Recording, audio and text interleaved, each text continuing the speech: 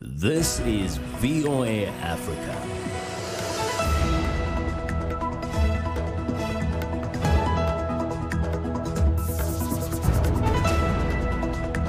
Good evening, I'm Esther Githui-Ewart. It's Wednesday, March 4th. This is Africa 54. Is Africa ready to tackle a coronavirus outbreak? We'll explain. Benin's Finance Minister Romward Wadani talks to VOA's Peter Claude about steps being taken to improve the lives of the country's citizens. And an American company hopes to break ground in Africa through a tractor-hailing technology.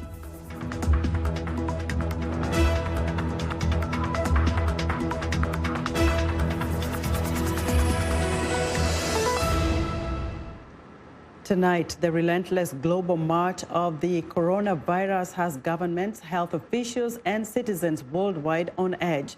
South Korea is reporting more than 500 new COVID-19 cases on Wednesday. Authorities in Italy, Europe's hardest-hit country, say beginning on Thursday, all schools and universities will close for several weeks in an attempt to contain the disease.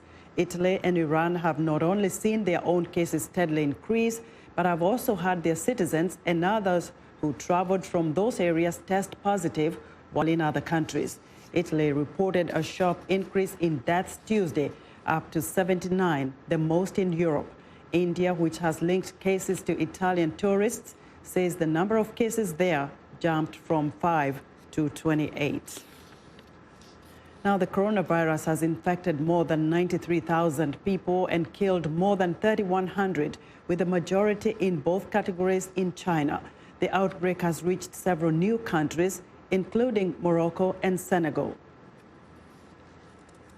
The World Health Organization's Africa director says the continent's ability to tackle the coronavirus has greatly improved, but concerns remain over whether Africa's overburdened health systems are ready. Angela Okumadu explains.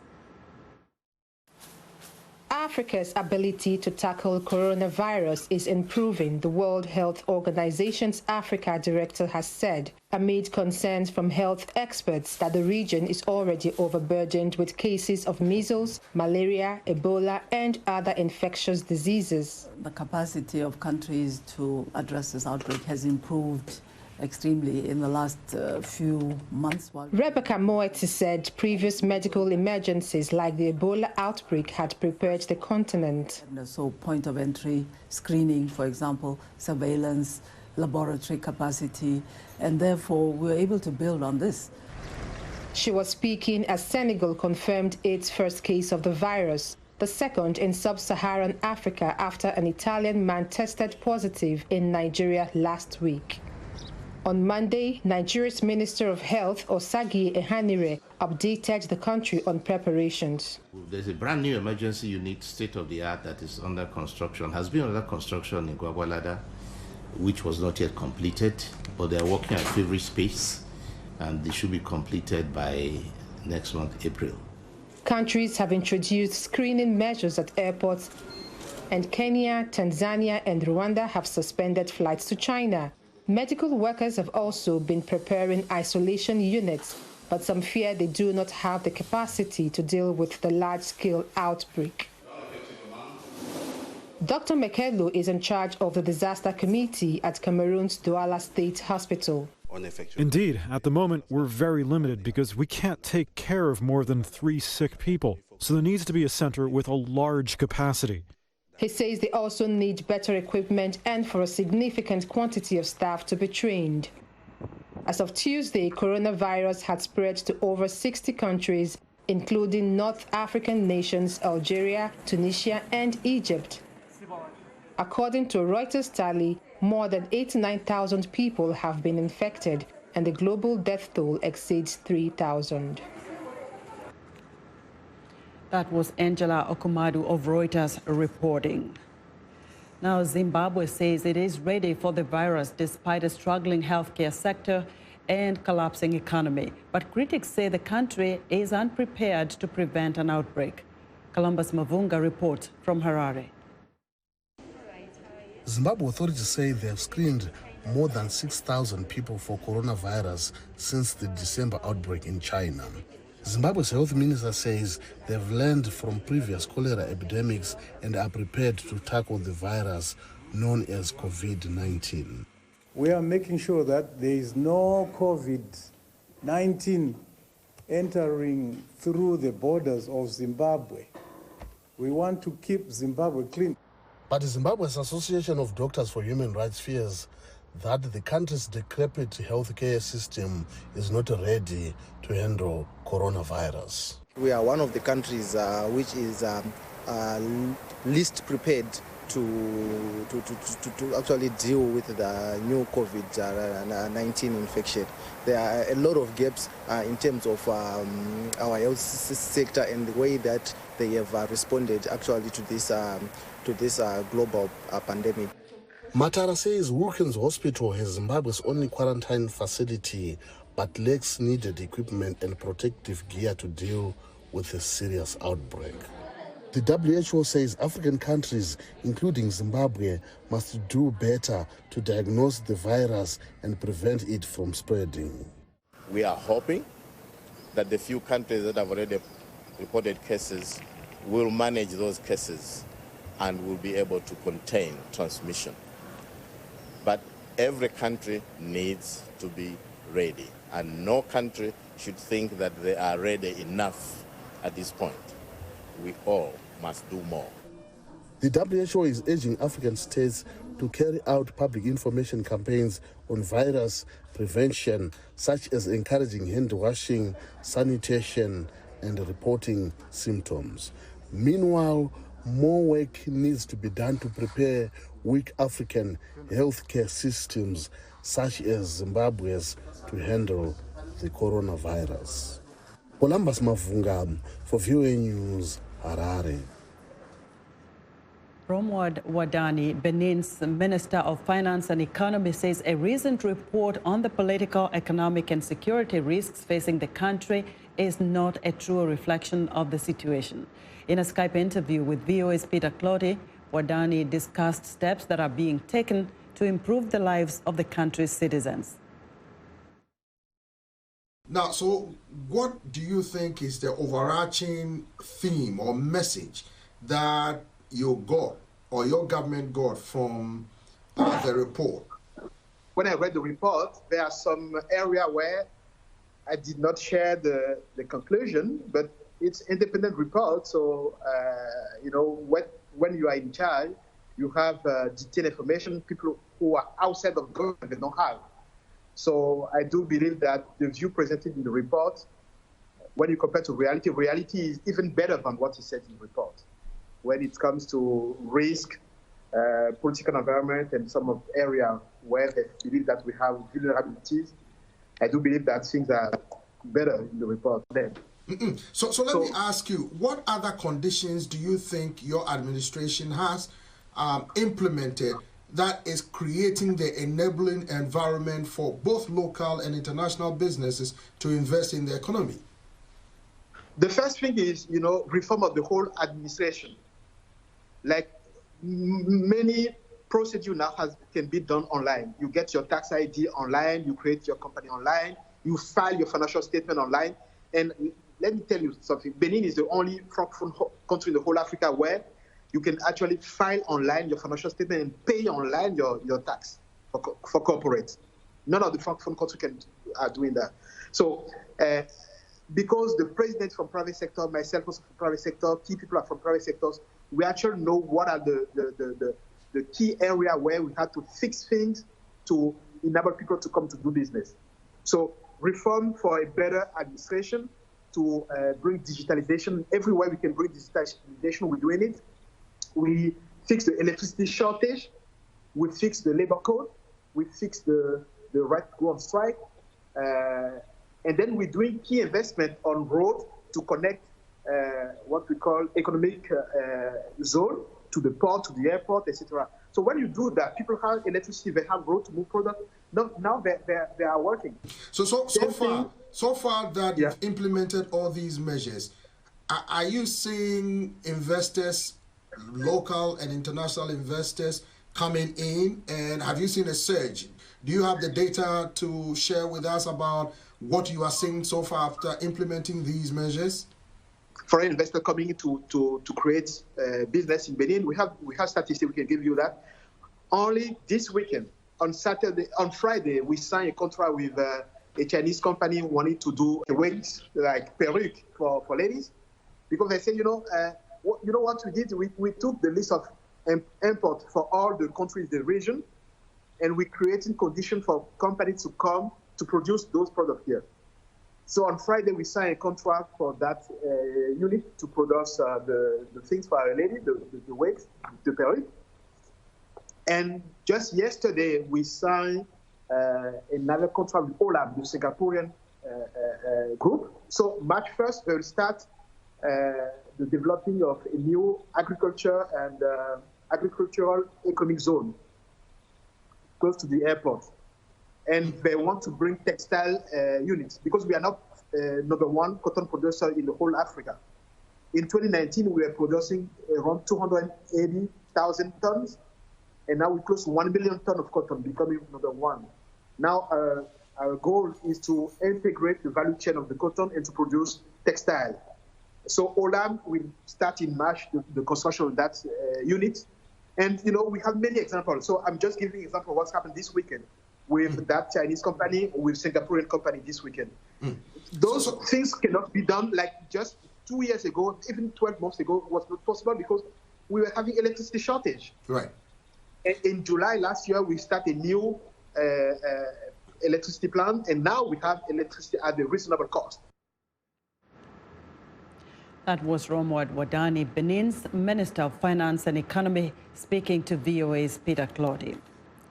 Now, South Africa has been experiencing a rise in the marriage age for women, with 32 being the median age for first-timers, up from 30 5 years ago. It's part of a global trend in developed nations where women's educational attainment and income are rising along with the age of the average bride. VOA's Anita Powell has more from Johannesburg. Around the world, women are delaying their trip down the aisle, including in South Africa, where the median age of a bride is 32 and rising. 33-year-old online content creator Samina Anwari plans to wed in December and was surprised at reactions when she broke the news. I've graduated and I've gotten jobs, I've gotten all these things, but when I told people I was getting married, that is the most excited I've ever seen them. Well, I actually burst out laughing when they got that excited, because I was like, but I haven't really achieved anything. For South Africa's young professional women, like 32-year-old Luendo Hamukoma, marriage is not a top priority. Her parents, however, have been married for more than 3 decades. You get married, you finish school, you get married, you have kids. This is a successful life. I, on the other hand, completely different life. Go to school, figure out, find a job that, can pay you a living wage or that kind of stuff, and then just kind of start figuring out how to be a good version of yourself. Marriage was not on the cards. Psychologist Sinqobile Olivia Aderanoi, who specializes in couples therapy, sees more indifference to marriage. I'm seeing a lot of Brad Pitts and Angelina Jolie's. Basically, we just prefer living together, starting a family if we want to. If we don't want to, it's okay as well. The price comparison website Priceonomics crunched global marriage data and found one clear correlation. The higher the country's income, the later the age of marriage. Hamukoma's younger sister Chipo, an economist who is also not married, says she's seen similar data in southern Africa. Also, as an economist, the statistics for married women, that your health goes down, your pay goes down, your stress goes up, your unhappiness goes up. Empirically, there doesn't seem to be much of a case, because single women are statistically happier and wealthier. So it's it has to be a really good marriage. Engaged content creator Anwari, who plans to keep her surname, says that's how many of her peers see it. Marriage is no longer the goal. Happiness is. Anita Powell, VOA News, Johannesburg. We're excited to hear what you think about Africa 54. Join the discussion on Facebook. The address is Africa 54. We're also streaming our broadcast live on Facebook. Please watch and share our show with your friends. Also check out our headlines 24/7 on voaafrica.com. Still to come, A tractor giant sows uber high-tech seeds in Africa. We'll be right back.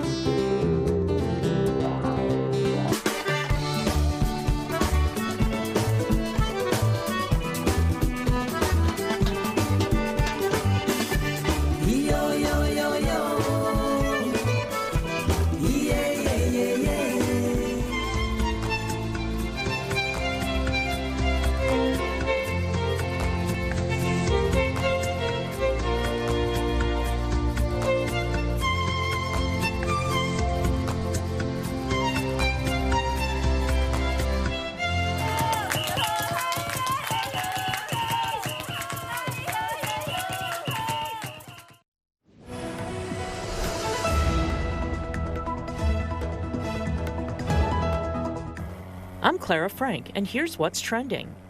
Chinese President Xi Jinping is calling on the country's tech sector to help battle the coronavirus epidemic. Chinese robotics firms have some eye-catching solutions to the COVID-19 crisis. Robot Thor 1 has been described by state media as a hardcore weapon of extraordinary power. The disinfectant spraying machine was recently demonstrated in a tech park in Hangzhou in eastern China, a city partly in lockdown due to the virus.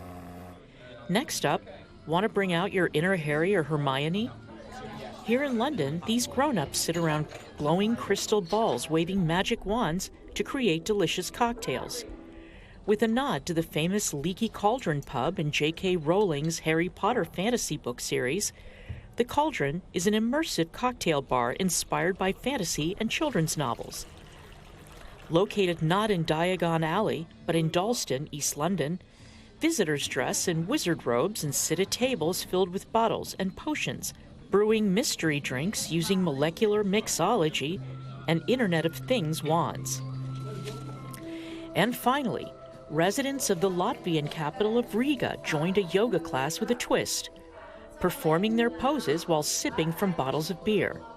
The instructor says a small amount of alcohol even increases people's ability to balance, as it reduces tension in their muscles.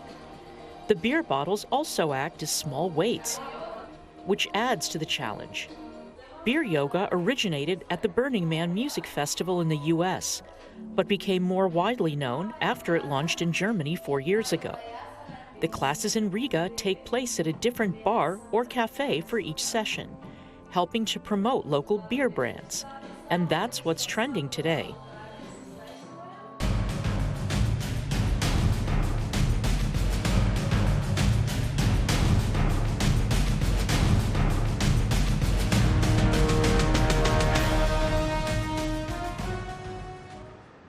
We begin our U.S. election coverage with breaking news. Billionaire Michael Bloomberg is dropping out of the Democratic presidential race, and he is endorsing former Vice President Joe Biden, according to multiple media reports. Biden captured the lion's share of delegates in Super Tuesday's primaries, including a surprising win in Texas, the biggest of the night for Biden, whose once faltering campaign is now gaining momentum. Caroline Presutti reports, and Richard Green narrates her report. Voters stood in line for hours Tuesday across the so-called Lone Star State to cast their ballot for the person they wanted to take on Republican President Donald Trump in November. Ellen Shattuck was like many in her generation who voted for Vermont Senator Bernie Sanders, who has campaigned on promises of universal government-funded health insurance and free college. I think Bernie has great plans for the country and for reform in D.C., and I think that that's really important instead of just going with moderate candidates that are going to continue the cycle of what we've been seeing in America for the past 200 years. But another millennial voter, Anthony Rojas, switched his support to former Vice President Joe Biden after Minnesota Senator Amy Klobuchar dropped out of the race. Unlike Shattuck, Rojas says Sanders' plans are unrealistic. Free stuff is great for our generation, but we just have to realize that's not feasible. For older voters like Jack Leitner, health care or the cost of college wasn't the primary reason they endured the long lines on Tuesday. Issues are not important. Policies are not important. Defeating Trump is the only thing that's important. More than 200 delegates were up for grabs in Texas, more than any other state with the exception of California. The winner will receive the majority of the delegates, putting that candidate in a prime position to win the necessary 1,991 delegates needed to secure the Democratic nomination. For Carolyn Pursuti in Dallas, Richard Green, VOA News. Now for more on Super Tuesday and the late breaking news on Michael Bloomberg, let's go to Fort Worth, Texas, where VOA's Caroline Pursuti is standing by. Caroline, the last 24 hours has brought a wave of changes in the race to become the Democratic nominee. Absolutely. Isn't that the truth, Esther? I can tell you a lot has changed. What a difference a day makes, right? Especially with former Vice President Joe Biden's surge. And we can attribute that to really two things. Let's go back to last Saturday. Remember, he won South Carolina really big, which showed that he can be a winner in a state. Then he came to Texas the night before Super Tuesday. He held a rally with one of his rivals, former South Bend, Indiana Mayor Pete Buttigieg.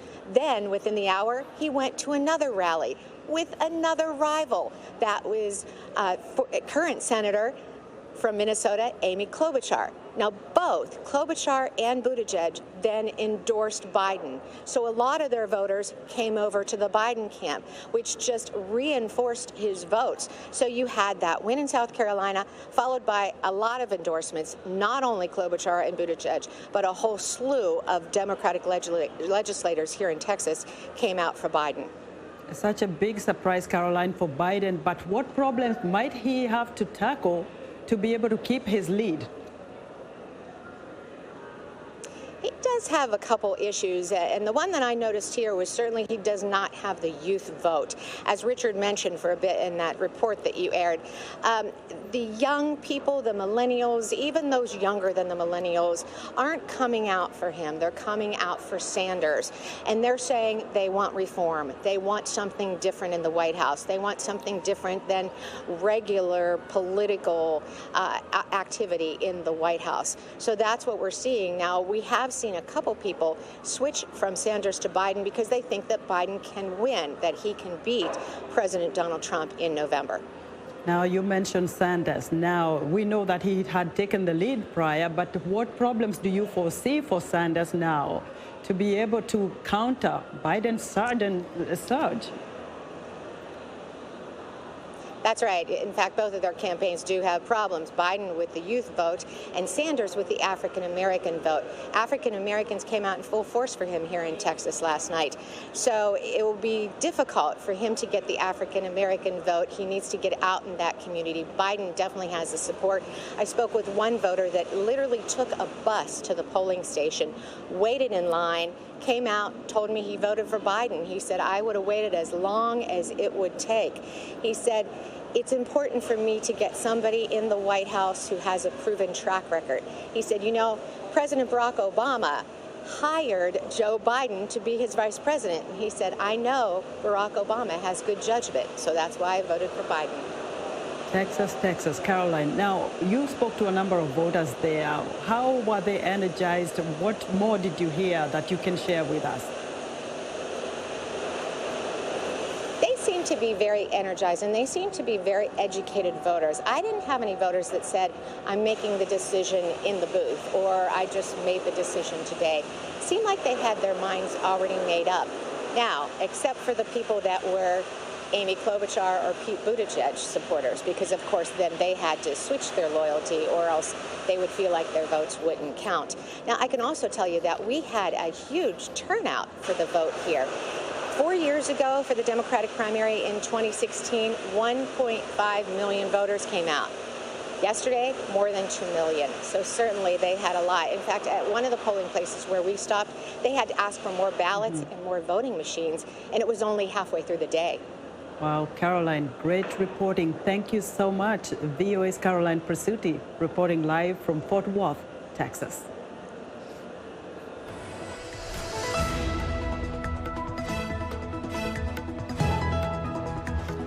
Now, in the near future, African farmers may boldly go where no farmers have gone before.